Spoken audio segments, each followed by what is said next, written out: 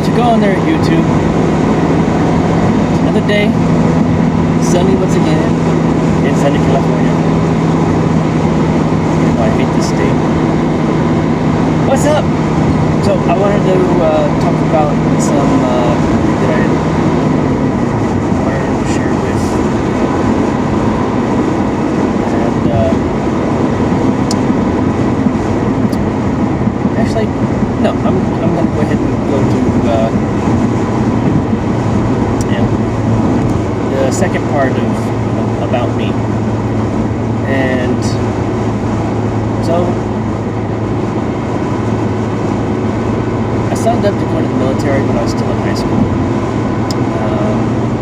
I entered into the delayed entry program, and I had basically 1 year to get into shape to join. And what I mean by getting into shape was I didn't weigh enough. I literally weighed like 100 pounds, and I had to gain 23 pounds to get into the military. And so for a whole year I had classes in high school to, powerlifting, weightlifting, those kinds of classes. And I managed to get up to 121 pounds by the time it was time for me to go ship off to boot camp. And so when they got me over at MEPS and everything, final paperwork, getting ready to get on that plane, they're doing the physical, they're like, oh, you weigh 121 pounds. I'm like, okay, like, you're gonna have to get in on a waiver because you don't weigh enough. So I literally got in on a weight waiver because I didn't, meet the requirements for people going on a ship. You have to weigh at least 121 pounds to be able to withstand the seas, apparently. Well, lucky me or unlucky me, however you look at it, I had joined the Navy because I wanted to see the world. I had heard stories about the Navy from my grandpa, from my dad, and I didn't join because they had joined. Like, I honestly wanted to go into medicine, and when it came to military and which branch had the best medicine, or like the branch with the best reputation, it was the Navy. And the Navy corpsmen stood out above and beyond everyone else. And you might disagree with me, it doesn't matter.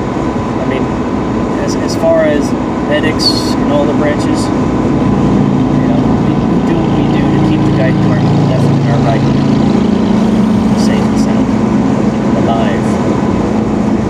And so I joined the Navy and went off to boot camp in June 2001. And then shortly after boot camp, I went to Corps school where I learned naval medicine. And so it was a 14-week class on how to do the medicine stuff. And everything's fast-paced. When they asked me at the end of Corps school if I wanted to, where I wanted to go, I said I wanted to go on a carrier. I want to go on a battleship. I want to go on a destroyer. They're like, well, chances are you're probably going to go, with the Marines. So, put down what you want, but just keep that in mind. You got to at least put that in there somewhere. I'm like, oh, okay. So I put that down there as my last choice, going with the Marines. And lo and behold, guess where I ended up? I ended up at Camp Pendleton with the Marines. Now, keep in mind, this had all happened during Corps school. 9/11 had happened. We had woken up that day, and on the news it was there. And I remember being in my barracks room and seeing the towers. And I had already enlisted, but my thoughts had traveled to friends of mine who were in the delayed entry program with me, who went to boot camp, who were scheduled to go to boot camp on September 9th. And so first thought was like, oh shit. What a way to go into boot camp. It's funny looking back at it now, but there was nothing funny about 3,000 people dying. And so, I go off and finish Corps school. I head to Camp Pendleton, California, and I end up first at the Naval Hospital, waiting to go into Field Med Service School. And I got engaged. And it was right after Field Med that I got married. And,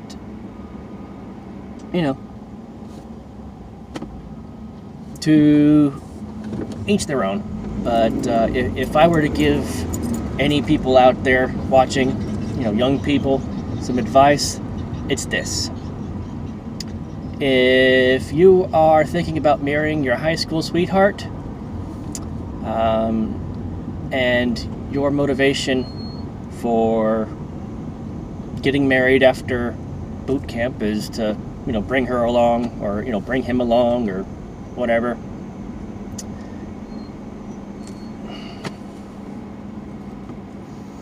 I was 19 and she was 17 when we got married. And, our parents gave us all the blessings and, whatnot. And, they were there, gave the toast and everything. I would highly recommend that anybody thinking about getting married at a very young age or straight out of high school to stop right in your tracks right now and think, okay? Right now, you might think that you know who you are. The truth of the matter is, once you actually experience the world will change you. And who you are and who your, loved one is, it changes both of you. Not just,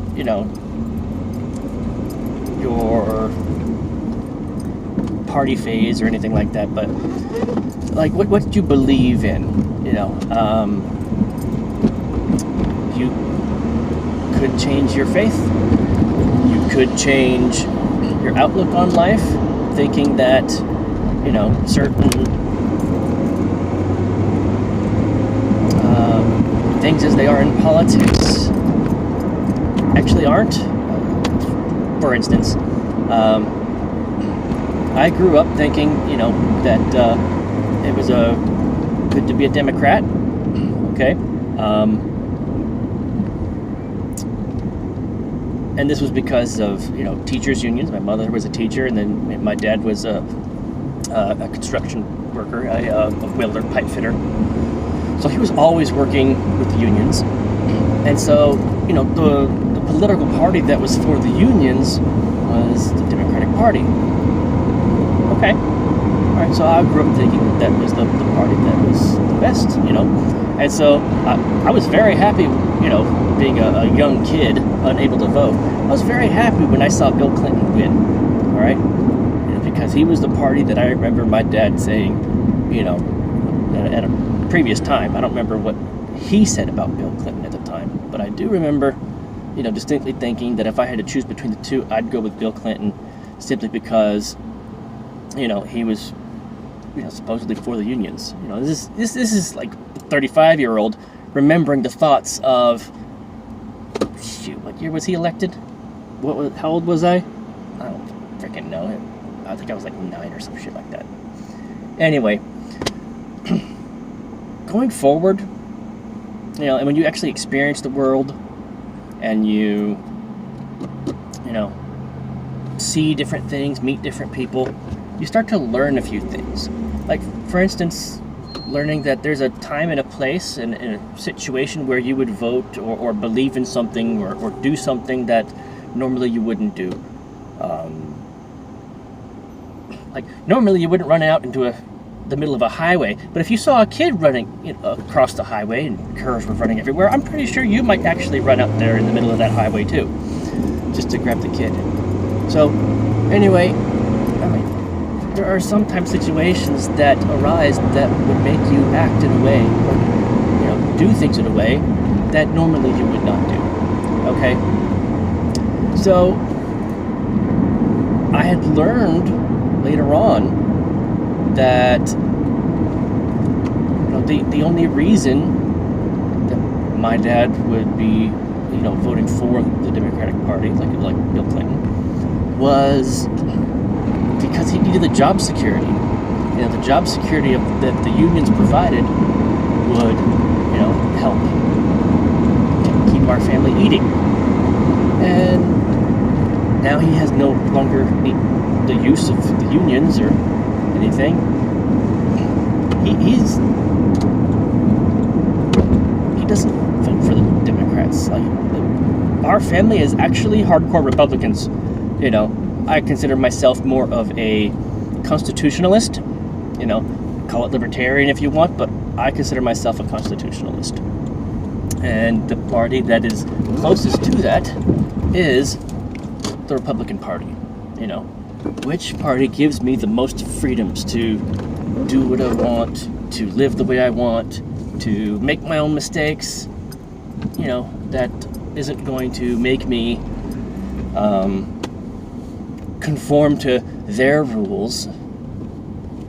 It's a party that says, we promise to do nothing for you. That way you can do it all for yourself. I mean, if you really want to look at the Democratic Party versus the Republican Party, Democrat Party says, we'll do this, we'll do that, we'll do better schools, we'll do better this, we'll do, and then you hear the Republican Party, it's like, well, what will you do for us? And it's like, well, nothing. It's not really the winning platform when you think about it. To hear that a party will do absolutely nothing for you and expect you to do it for yourself, that's a tough pill for a lot of people to swallow. But the reality is, that's the pill that I want. I don't want them telling me what I can and can't do. Whatever they give me, they can take away. And, when they believe that they can take my rights away, simply because of some emotion, it's like, oh my gosh, the horror. Yes, it's a terrible thing, what's happening around these times, all the shootings and stuff. But they're just now making the news simply because they figured out a way to get people swept up in it. You can sweep the nation into a mass hysteria, and you can get them to do anything. All right? I mean, what better way to get the people to rid themselves of the very tools necessary to defend their freedoms than to demonize those very tools? And that's all they are, tools.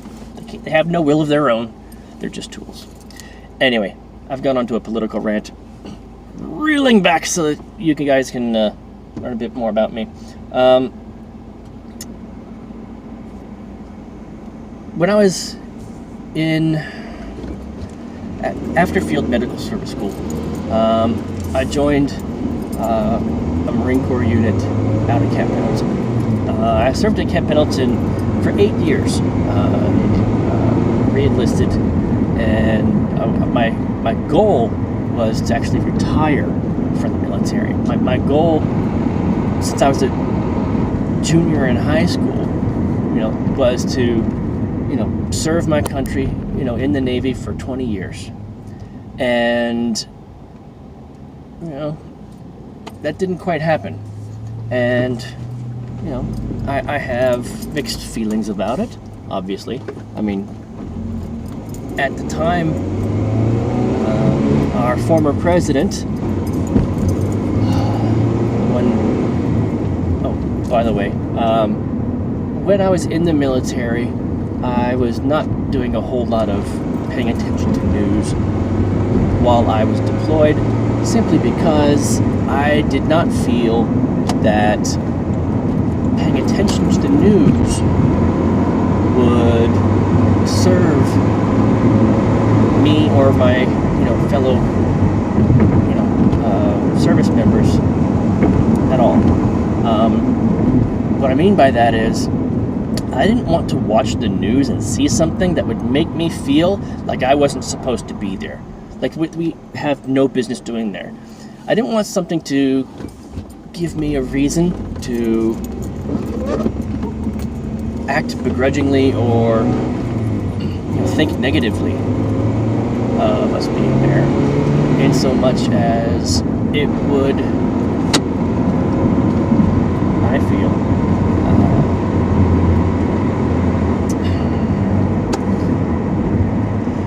basically, if I stayed away from the news while I was deployed, then the only reason I had to be there was for the person to my left and my right. I didn't feel like I was there for oil. I didn't feel like I was there for political unrest. I felt like I was there for the person to my left and my right. I was there to keep them alive. And so, fast forward towards my last tour, Barack Obama was running for office, and at first I'm like, okay, cool, all right. I wanted to know more about this guy, till I realized I couldn't find out a whole lot about this guy. He showed up from nowhere. So I started digging, and it's bad when you know that it is unconstitutional, illegal, however you want to put it. It's against the law for someone who is not an American citizen, an American-born citizen, to become president of the United States. And when you look far enough and you see that his own editorials for the articles that he was writing and stuff like that, and editorials are written by the author. But when his own editorials say he was born in Kenya,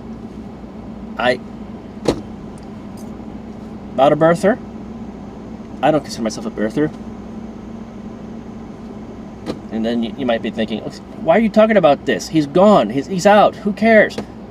Well, I kind of care, because if a person was put in office and he was there illegally, then can any of the laws that they signed into being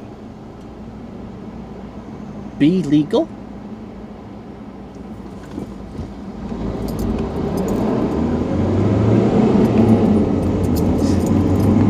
I don't think so. Anyway, so I'm actually very happy that Trump is in. He was not my first pick, but I think that he has been just what we need. Is he the best president out there since Reagan? Who knows? I'm no freaking expert on who's the best president in the world. Everybody's got their own issues, But what I liked about him the most was the fact that when he said, I have 100 days to do this, he did it. A man who keeps his word. And if any of you guys saw my earlier video, you know that I love it when people keep their word. If you keep your word, it goes a long way. So, anyway, I keep going on rabbit trails. I hope you guys are enjoying them. I hope it gives you an idea of who I am. Anyways, I did not leave the military voluntarily, or willingly. It was begrudgingly, because my plan was to serve 20 years. And as of the making of this video right now, if I was still in, I would have 3 years left. 3 years, and I would be retired. At first I was thinking, when they said, when I tried to go into the reserves and they said, we don't need corpsmen, but you can be a mechanic. You know, whether it was young foolish pride or, you know, the Lord telling me something, you know, I said, you know what? Screw this. Apparently, I'm not supposed to be in anymore. So, instead of learning a new skill set, you know, this is hindsight, instead of learning a new skill set, which would be a phenomenal skill set to have, learning how to work on vehicles, you know, because I had the passion to work with people, I decided to, you know, try to do medical field elsewhere. I went into college, and the college story and beyond is for another video. So, anyway,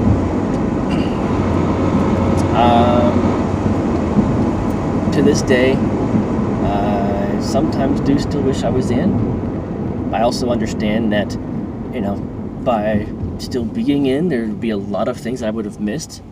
It's just birthdays and holidays and special events, whatnot. But because I was not in, you know, and at the time we were worried about ISIS and all those guys lighting up the Middle East, which they don't talk about anymore. Supposedly we won. I'm not over there, so I can't say yay or nay, or if they just said we win. Anyway,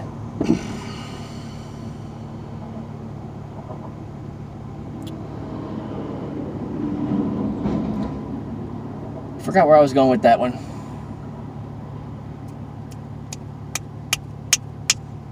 But this is the real me. I believe in hard work. I believe in God. And I'm sure YouTube will demonetize me for saying this, but I also believe in Jesus. So there you go.